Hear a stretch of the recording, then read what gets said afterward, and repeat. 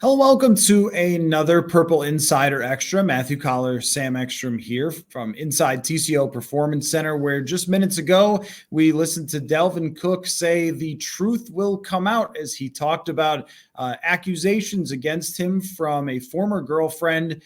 The girlfriend is accusing Dalvin Cook of being physically violent with her when she was trying to break up with him and get her things. Dalvin Cook is accusing her of breaking into his house and spraying him with mace. This is a story where we have already seen both sides saying a lot in public. We've seen pictures come out, and Dalvin Cook has spoken, but could not say much outside of his legal team will be handling it and that the truth will come out. So, Sam, I guess the first question is, how do you think the NFL will respond to these accusations against Dalvin Cook? Well, it seems like they've already sort of drawn the line that because it's a civil matter, and this is what Mike Zimmer said today, that he's been told that he will play, and that because this is not a legal case yet, he is allowed to play. Deshaun Watson, in theory, could play because in his case, it's a civil matter, and the same here applies. And that gets messy when you have something of this nature that, we've seen obviously pop up from time to time, and unfortunately in the NFL with domestic abuse. And, we've seen players suspended for it.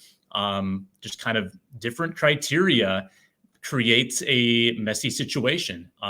So I guess I would assume that this kind of goes through the rigors of the legal system. I think right now the lawyers are going, the agent is involved. The lawyers are getting all of their messages out there. We're still getting new evidence. Like every hour, it seems like there's a new piece of information, a new direct message that's been released, a new set of photos. So proceed with caution, right? I mean, we just don't have enough to make any definitive statements. Obviously, Dalvin Cook has sort of made his statement today, and he's going to try to move forward business as usual. Mike Zimmer said business as usual, but it's hard to believe that this is truly business as usual because this is pretty serious stuff. That's right. And we'll get into the other part of this, which is the Vikings have a very important football game to play, and not only just this distraction, but other things going on here around the building as well. We'll get to that in a second. But on Cook's former girlfriend's side, her accusations and her photos are often the type of thing that you would see some sort of effort by the league to be gathering information and then potentially making a decision, or you would see the team take him off the field. We've seen this sort of thing happen before, where on the first day after there's an accusation, maybe they don't necessarily suspend the player, but then as more comes out, that can happen. But we don't know that that will be the case or not. It's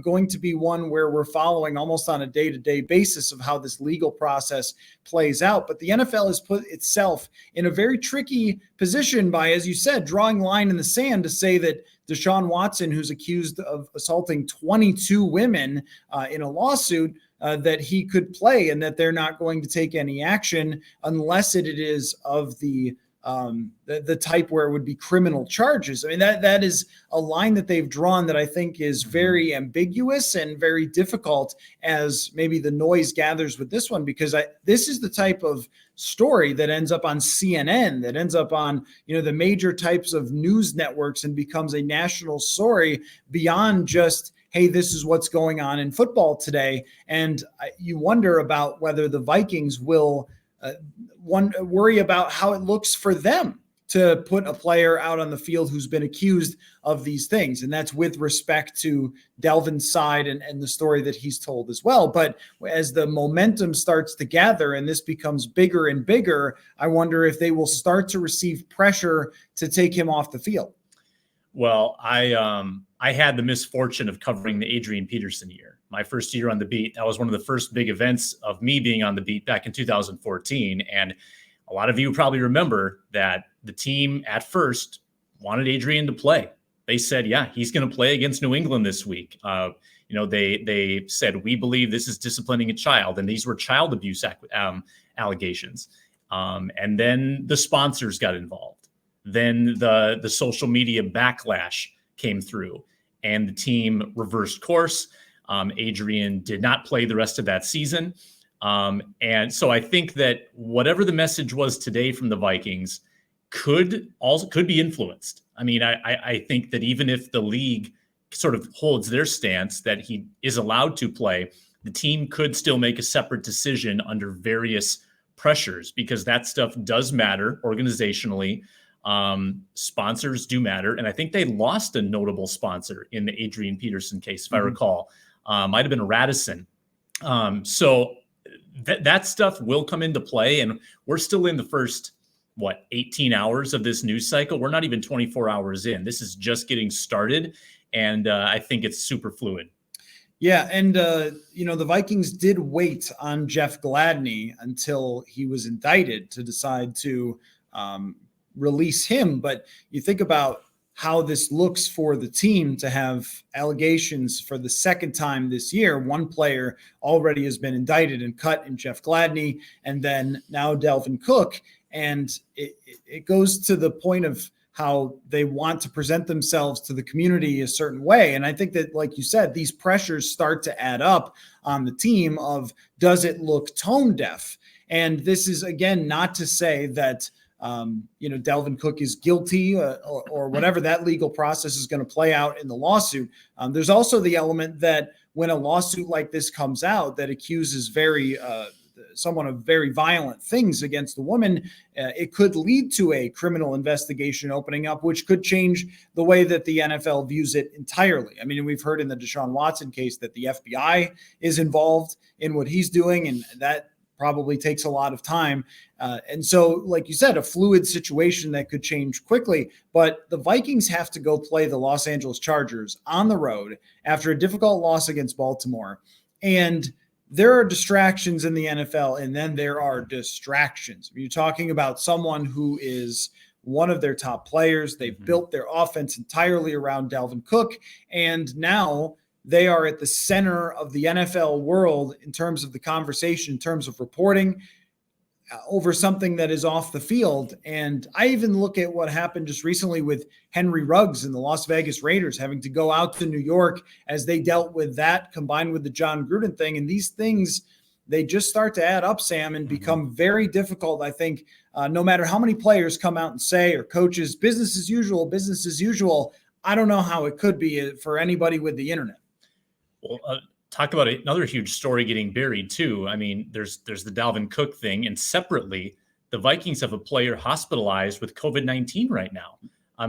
Dakota Dozier, practice squad, lineman. They've got 29 personnel and players getting extra testing because of close contact. They have 5 players on the reserve COVID list. They're holding their breath that every time they get swabbed, they're going to be positive again. And they're going to have, it is a minor outbreak at this point that could, escalate quickly because they've got several different position groups infected. So they've got a ton on their mind. Other injuries have popped up as well. The overall morale of the team is bad with the close losses. You asked Mike Zimmer today how he's handling it all.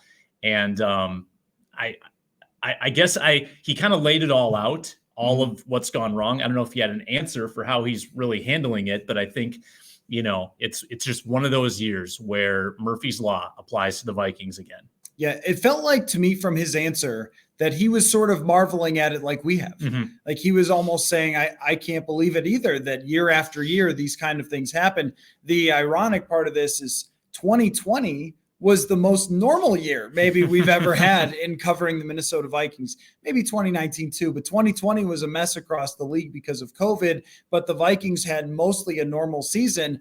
This year we have had so many things go sideways. And again, we would be talking about normally Cam Bynum and his performance and how he's got to fill in now against Justin Herbert and all those things.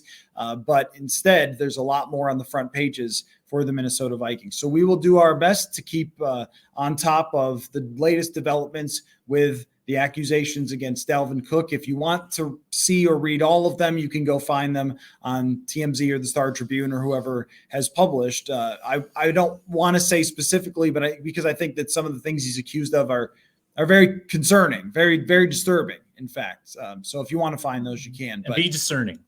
Yeah. with your news sources. Yes, for sure. And with your tweets too. I would say I had quite a few responses to sharing some of the latest that were, I would say inappropriate or concerning, or not okay. So anyway, well, that's it for us. And maybe we'll have better news for you the next time we talk with you. Matthew Coller, Sam Ekstrom on this Purple Insider Extra. Reminder to check out the longer conversations with the Purple Insider podcast, wherever you get your podcasts. And we will talk to you next time.